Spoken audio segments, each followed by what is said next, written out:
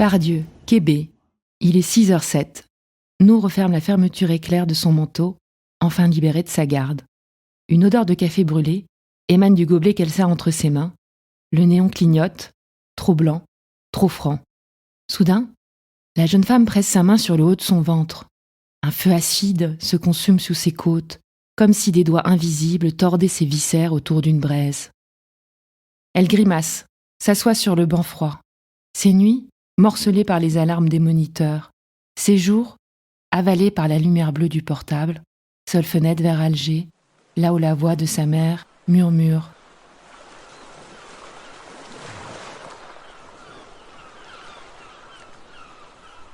Voilà que son esprit divague. Elle sent le jasmin du balcon, elle entend les rires à table sans heure, alors qu'ici, souvent, les conversations finissent avant d'avoir commencé. Nour se murmure. Tiens bon, encore 3 nuits et le planning changera. Mais le lendemain, les brûlures n'ont toujours pas capitulé et la réveillent. Puis viennent les vertiges à jeun et les nausées chroniques. Et finalement, l'obligation de pointer aux urgences, cette fois en blouse de patiente. Endoscopie, analyse, radio. Le verdict du médecin tombe comme un couperet. Ulcère du jeune déraciné. Nour, lui dit-il, votre estomac vous envoie un message.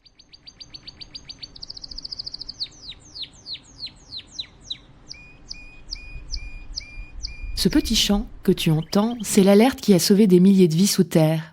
Il y a un siècle, les mineurs descendaient avec un canari en cage. L'oiseau, avec son métabolisme ultra rapide, respire une double dose d'air à chaque cycle. Dès que le monoxyde de carbone monte, il cesse de chanter, vacille. Et les hommes savent qu'il faut remonter sans attendre. En Grande-Bretagne, cette pratique a duré jusqu'en décembre 86, quand les détecteurs électroniques ont remplacé les cages de fil de fer. Alors, pourquoi je te raconte tout ça ? Aujourd'hui, c'est le corps de Nour qui joue ce rôle de sentinelle. Son ulcère, c'est un canari intérieur. Il hurle qu'elle manque d'oxygène existentiel. Mais, contrairement aux canaris des mines, nous avons appris à ignorer ces signaux, à les considérer comme des ennemis à faire taire. Son ulcère, tout comme ton épuisement, quelle que soit la forme qu'il prenne, n'est pas un badge d'honneur, ni une preuve de faiblesse. C'est le messager intelligent d'un organisme en désalignement.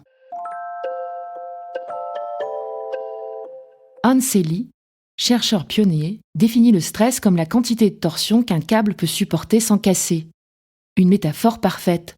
Nous sommes tous des câbles, plus ou moins sous tension. Le stress, c'est d'abord une réaction physiologique face à un événement extérieur. Notre cerveau archaïque se déclenche alors instantanément « alerte ». C'est le premier stade. Puis vient le second stade de résistance, là où le corps mobilise toutes ses ressources. Enfin, si tout va bien, c'est l'adaptation. On s'ajuste, on trouve l'équilibre.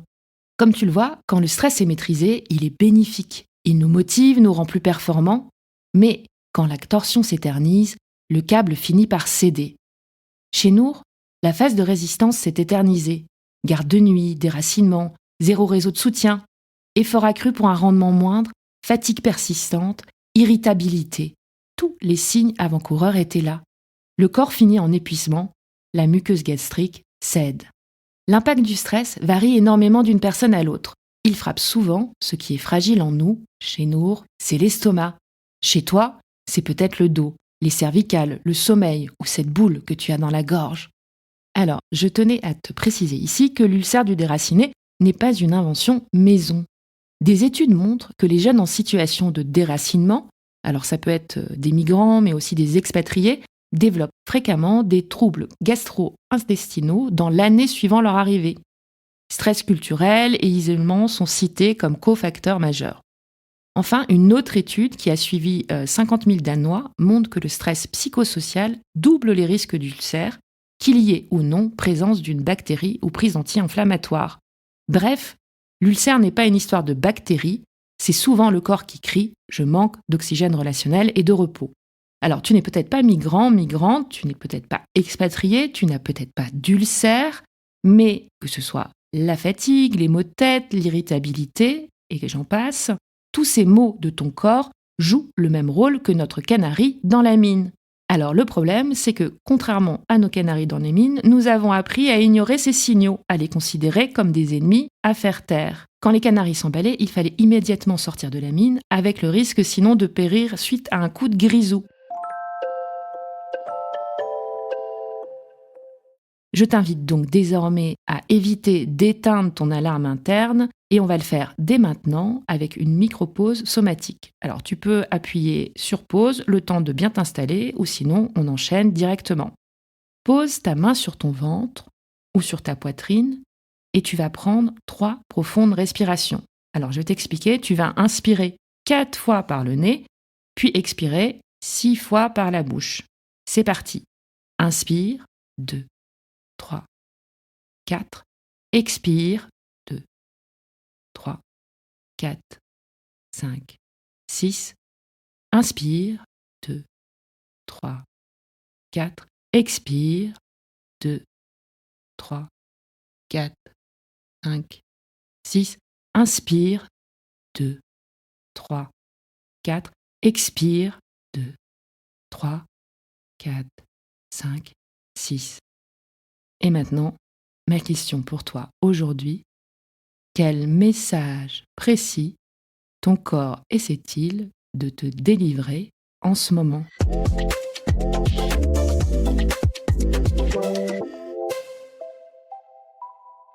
Pour t'aider à répondre à cette question, tu trouveras dans la newsletter ou dans l'espace Notion, selon l'option que tu as choisie, un quiz d'auto-évaluation de ton stress d'événement de vie et un lien pour faire une méditation guidée plus poussée pour identifier tes besoins.